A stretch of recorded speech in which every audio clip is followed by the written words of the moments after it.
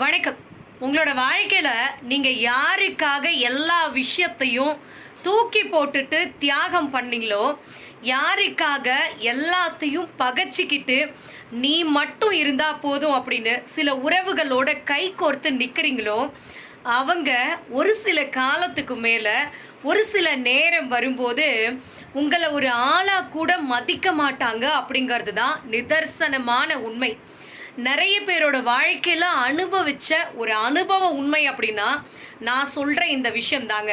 So இதை நான் எதுக்காக உங்ககிட்ட சொல்கிறேன்னா, சில பேர் அவங்களுக்காக வாழவே மாட்டாங்க. எல்லாருக்காகவும் வாழ்ந்த எல்லாரும் நல்லா இருந்தாங்கன்னா நாம் நல்லா இருப்போம், அதுவே போதும் அப்படிங்கிற ஒரு எண்ணத்தை வச்சுக்கிட்டு வாழ்க்கையில் அடுத்தவங்களுக்காக மட்டுமே எல்லாத்தையும் செய்யக்கூடிய சில மனுஷங்களுக்கு ஒரே ஒரு விஷயத்தை மட்டும் சொல்கிறேன். நீங்கள் எல்லாருக்காகவும் எல்லாத்தையும் செய்கிறீங்க, ஆனால் அவங்க உங்களுக்காக என்ன செஞ்சுருக்காங்க அப்படின்னு யோசிச்சு பாருங்க. ஒருவேளை ஃப்யூச்சரில் உங்களுக்காக ஏதாவது செய்வாங்களா அப்படின்னு நினச்சி பாருங்க.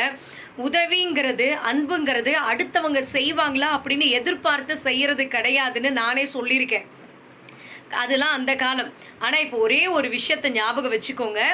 நீங்கள் நல்லா இருந்தால் மட்டும்தான் 4 பேர் உங்களை தேடி வருவாங்க. எல்லாரும் எனக்கு வேணும்னு நினச்சிங்க, எல்லாரும் நம்ம கூட எப்பயுமே ஒற்றுமையாக இருக்கணும், சந்தோஷமாக நம்ம கூட பேசணும், பழகணும்னு நினச்சிங்கன்னா, நீங்கள் நல்லா இருந்தால் மட்டும்தான் 4 பேர் உங்களை தேடி வருவாங்க. நீங்கள் நல்லா இருந்தால் மட்டும்தான் உங்கள் சொந்தக்காரங்களே உங்ககிட்ட வந்து பேசுவாங்க. அப்படி இல்லைன்னு வச்சுக்கோங்களேன், உங்களை பார்த்தாலும் பார்க்காத மாதிரி திரும்பிக்கிட்டு பாய் சொல்லிட்டு போயிட்டே இருப்பாங்க. ஸோ தயவு செஞ்சு புரிஞ்சுக்கோங்க. புரிதல் இல்லாமல் எல்லாரும் நமக்கு வந்து நிற்பாங்க அப்படிலாம் என்றைக்குமே எதிர்பார்க்காதீங்க. ஸோ புரிஞ்சு உங்கள் வாழ்க்கையில் நான் சொல்கிற விஷயங்கள் எல்லாருமே அடிபட்டிருப்பீங்கன்னு நினைக்கிறேன். அதுவும் இந்த விஷயங்களெல்லாம் சொல்கிறப்ப புரியவே புரியாதுங்க.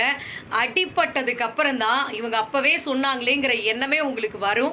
ஸோ நான் சொல்கிற இந்த விஷயம் உண்மைன்னு நீங்கள் நம்புனீங்க, நீங்கள் உங்கள் வாழ்க்கையில் இதை உணர்ந்தீங்க அப்படின்னா இதுக்கு மேலேயாவது கொஞ்சம் மாற்றிக்கோங்க.